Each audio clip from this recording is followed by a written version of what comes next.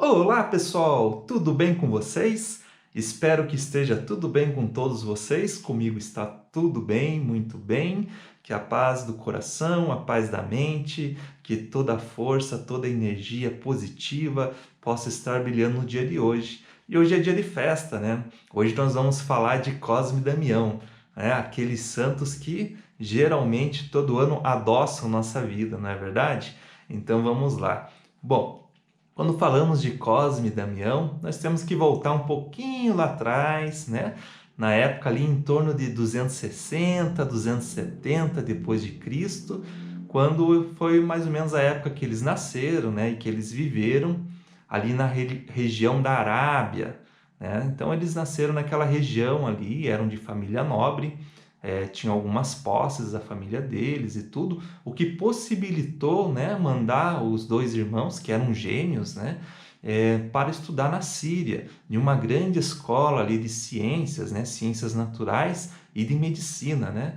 Inclusive foi no curso de medicina que eles se aplicaram e se formaram médicos. Bom, o interessante da família de Cosme e Damião é que era uma família cristã, mas uma família cristã muito fervorosa.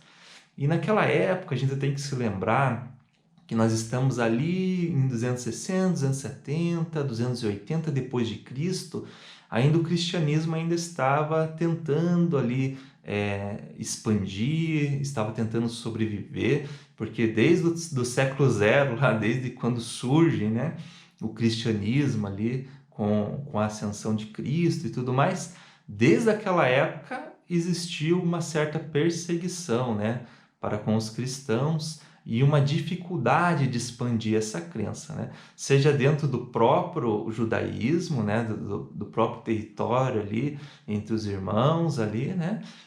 Ou seja, nos países estrangeiros, né? E o Império Romano naquela época ele era muito vasto, ele pegava ali parte do Egito, parte da África, pegava a parte da Grécia, e entrava a Europa dentro ali, né? Então era muito grande mesmo.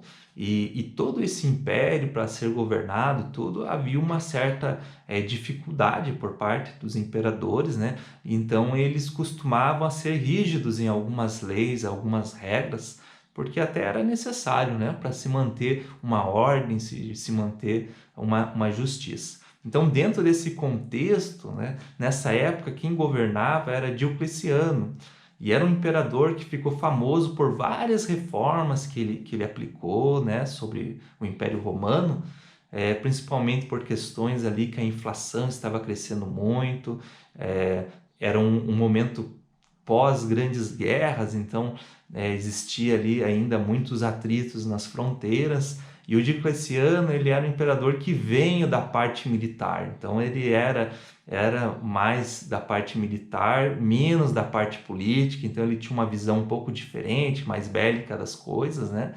E ele implantou várias reformas, ele inclusive dividindo ali o império em quatro partes, o que facilitou, né, a administração do Império Romano. Ele criou ali essa divisão para facilitar toda a questão da logística, toda a questão das leis e tudo mais, né? E criou várias leis polêmicas, né? Aquela lei que exigia que o dono das terras permanecesse na sua própria terra, não podia vender, né, a terra, né? E ele criou meio que uma barreira de classes sociais, não permitindo que uma pessoa, assim, uma família pudesse passar de uma classe social para outra ou até mesmo de uma profissão para outra. Mas voltando a Cosme e Damião, dentro de todo esse cenário, eles então vão para a Síria, ali aprendem a arte da medicina, né? E vão viver em toda aquela região ali da Ásia Menor, né? E pregando o Evangelho. Olha que coisa interessante. Por ser a sua família cristã, eles aprendem a história de Jesus e aprendem todos os mandamentos, os ensinamentos de Jesus desde pequenos. E então, como eles tinham uma certa condição de vida, eles decidem usar o seu conhecimento da medicina para ajudar as pessoas, para ajudar aqueles que não tinham condições, muitas vezes, de pagar um médico, que era a grande maioria da população, e ainda não é verdade, no dia de hoje. A grande maioria ainda não tem acesso à saúde de qualidade. Então, eles se dedicaram a atuar como médicos, a ajudar as pessoas, a ajudar nos tratamentos delas, a curá-las. E logo eles ficaram famosos por isso, porque enquanto eles estavam ali trabalhando, acolhendo as pessoas, cuidando delas, eles iam falando de Cristo. Então aquelas pessoas elas ficavam fascinadas, porque eles atuando ali na caridade, né, fazendo aquele trabalho caridoso, aquele trabalho bondoso, as pessoas viam em Cosme e Damião ali Cristo encarnado. Então a ação, a atitude, o ato de ajudar, de curar, de abençoar, aquilo tudo influenciava as pessoas que estavam à volta e essas pessoas acabavam se convertendo também ao cristianismo. E logo, esse grupo que envolvia Cosme e Damião, essa comunidade foi se formando e foi crescendo. Então, ele conseguiu trazer, né, eles, né, os irmãos, conseguiram trazer para a fé cristã muitos e muitos fiéis, né? E naquela época, como eu disse, Diocleciano estava aplicando várias reformas. E uma das coisas que ele era muito conectado era com a fé nos deuses romanos, né? Na sua própria fé, das suas tradições. E ele via que com toda essa expansão do Império Romano, muita fé estrangeira, muitas religiões estrangeiras estavam entrando demais, né, nas questões romanas ali, até mesmo na política, né? Você chegou a ter políticos cristãos ali e tal. Ele não gostava muito daquilo, ele era muito devoto de Júpiter, era o deus romano, né?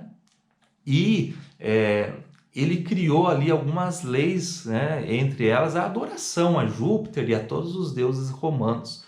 Então, ele exigia isso de toda a população romana. E ele, devagarinho, foi sendo convencido também por outros partidários religiosos ali, outros sacerdotes que o envolviam a dar alguma ação contra os cristãos, porque eles estavam crescendo demais. Então, começou ali uma certa perseguição. Primeiro eles tiraram alguns cristãos de cargos públicos, né? Tiraram um certo poder, né? que eles exerciam, né? Alguma autoridade que eles exerciam. Depois foi recolhido todos os escritos, tudo que tinha escrito sobre o Evangelho, eles confiscaram da população, e confiscando esses escritos, esses pergaminhos, esses livros, né? Eles fizeram uma queima disso, né? A gente já viu várias vezes na história esse tipo de perseguição, né? Então, eles também destruíram os templos, né? Confiscaram os imóveis ou destruíam, né, os imóveis que serviam de igreja. Então, foi uma perseguição muito grande. Por fim, eles começaram a prender alguns cristãos de maior nome, né? E alguns que até se tornaram mártires e tudo mais. E por mais que o Diocleciano até fosse da área militar, tudo, ele era um pouco contra assassinatos e tal, mas convencido, né, por outros e tudo mais, ele acabou matando muitos cristãos também. Então, ele sempre tentava levar para um tribunal, fazer um tipo de julgamento e tudo mais, e tentar convencer aquele cristão a se converter para a fé dele, né, para a fé romana, no caso, para Júpiter, para os outros deuses romanos. E logicamente não dava certo, né, porque os cristãos daquela época, esses eram realmente, né, muito apegados à fé, e eles lutavam até o fim para garantir o seu direito, né, à fé. Eles lutavam até a morte, literalmente, né, para assegurar o seu direito de crer naquilo que eles acreditavam, né, que era o Deus único, que era Jesus e tudo mais. Então, os irmãos eles acabam sendo também perseguidos pela fama que eles alcançam. Logo chega, né, aos governantes ali daquela região do Oriente, a informação de que eles estavam realmente com uma comunidade grande, estavam convertendo muitas pessoas ao cristianismo, e isso causava uma certa preocupação. Então eles são levados ao julgamento e são convidados a adorar os deuses, a sacrificar para os deuses, e eles não aceitam. Então eles passam a orar a partir daquele momento que estão presos, e oram com muito fervor e tudo mais. Então eles são condenados à morte por apedrejamento. Existem várias versões, né, dessa condenação, mas basicamente o que ocorria no geral, né, de todos os mártires da época, os perseguidos. Então, primeiro tentam apedrejar eles, e as pedras se desviam, não atingem eles, né? Então tentam queimá-los, né? Mas o fogo parece que não gosta da pele deles, então nem chega perto. E tentam então afogá-los na água, e então vêm anjos invisíveis e tiram eles da água e eles não são afogados, né? E então tentam atirar flechas contra eles, como aconteceu com São Sebastião, por exemplo, e as flechas se desviam. Então eles ficaram chocados ali com aquele poder que Cosme e Damião tinham, que na verdade era a força divina ali que estava envolvendo eles, protegendo eles. Por fim, né, eles resolvem então decapitar os dois irmãos, eles acabam sendo decapitados e acabam sendo mortos então definitivamente. Bom, toda aquela comunidade que estava ali em sua volta começa então a pedir por Cosme e Damião, a orar por eles e tudo mais, e os milagres começam a acontecer. Mais tarde, alguns anos depois, com o fim do reinado do Diocleciano, outros imperadores acabaram até incorporando a fé cristã, né, dentro do Império Romano, e Cosme e Damião acabam virando ali santos, né, acabam virando figuras conhecidas, são erguidas igrejas para eles e tudo mais. Então, o mesmo império que perseguiu eles foi o império que fez com que a história deles ficasse viva até hoje, né? Que interessante, tá certo? E Cosme e Damião aqui no Brasil, eles são muito conhecidos pelas festas, né? Festas que envolvem crianças, doces, balas e tudo mais, né? Geralmente ocorre ali no dia 27, mas também uma data comemorativa de São Damião também é no dia 26 de setembro. Então, 26 de setembro, para algumas ramificações da igreja, para outros, dia 27 de setembro. Mas, de qualquer forma, ali fica no final do mês de setembro. E pela questão das religiões afro-brasileiras, pela cultura brasileira em si, né, houve um sincretismo de Cosme e Damião com o orixá Ibeje, que Ibeje quer dizer o quê? Nascido dois, então é um orixá de gêmeos, que é o padroeiro das crianças.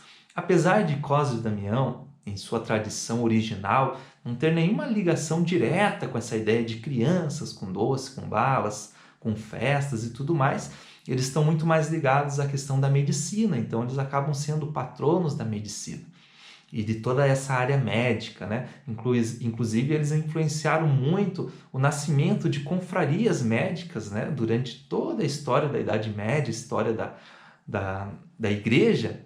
Então, dentro das igrejas surgiam ali centros médicos de atendimento aos carentes, aos pobres, às pessoas que não tinham condições de pagar uma consulta médica. Então, olha que interessante. Então, eles influenciaram, eles inspiraram aquelas pessoas a cuidarem, né, a freiras, a padres, a conhecedores da medicina, né, a cuidarem das pessoas de forma gratuita. Então, no dia 26 e 27 de setembro. E tem alguns símbolos, né, como o doce, a bala, essa ideia da criança, que vem mesmo dentro dessa cultura popular brasileira.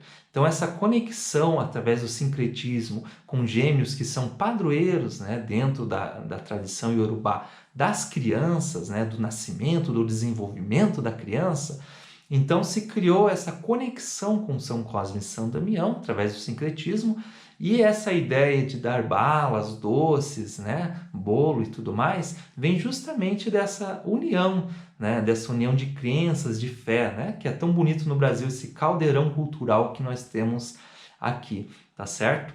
E eu queria falar um pouco, né, em outra oportunidade eu vou voltar a falar de Ibeje, tá? Fiquem tranquilos, mas hoje eu queria falar um pouco sobre o simbolismo daquela imagem que a gente conhece, né, de Cosme e Damião.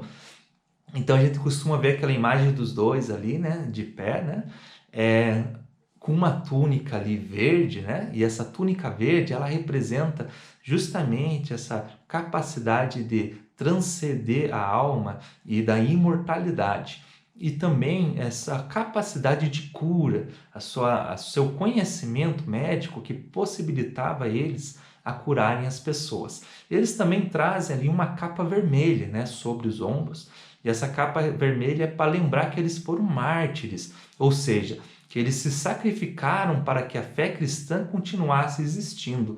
Então, eles literalmente deram a sua vida, né, para que o conhecimento sobre Cristo e sobre o Evangelho se mantivesse. Então, foi uma resistência ali que eles tiveram. Eles também trazem ali no seu peito um medalhão. Então, se a gente olhar a imagem, a gente vai ver que cada um deles tem um medalhão. Esse medalhão tem o rosto de Jesus, ali a face de Jesus. Então, eles traziam muito no peito, né, a ideia de que eles tinham que trazer Jesus sempre no coração e espalhar Jesus por todas as partes onde eles iam. Então, o rosto de Jesus para eles era algo muito importante. Eles trazem nas mãos deles uma caixinha, né? Parece uma caixinha de presente, né? Então essa caixinha, ela representa justamente todos os medicamentos, os ungüentos, as fórmulas ali que eles traziam para curar as pessoas. E também, junto com essa cura, o presente que eles davam era justamente a fé cristã, era o conhecimento de Cristo. E também trazem ali uma folha de palma, ali, símbolo dos mártires também, tá certo? Então são símbolos que estão contidos na imagem de Cosme e Damião. E o que eles ensinam para a gente? Ensinam que em toda profissão que a gente possa ter, não importando, independente se você é da área médica ou de outra área, a gente sempre pode colocar Cristo no nosso trabalho, por que não, né? Trabalhar com os nossos colegas de trabalho ou com nossos colegas de estudo, sempre trazendo aquela presença de Cristo, sempre trazendo aquelas atitudes de Cristo, de respeito ao próximo, de amor ao próximo, né? De cuidar das pessoas com carinho, né? De tratá-las elas bem, né? Nós sabemos que é difícil, nós estamos ainda numa caminhada muito longa, mas o esforço é necessário. Então é isso, pessoal. Até a próxima. Fiquem todos com Deus, na paz do Senhor. Que Cosme e Damião possa iluminar todos nós. Que Jesus Cristo possa estar nos nossos corações. Se você gostou, não deixe de curtir e deixar seu like. Compartilhe com seus amigos. E também não se esqueça de se inscrever no canal. Até mais, pessoal. Tudo de bom para vocês.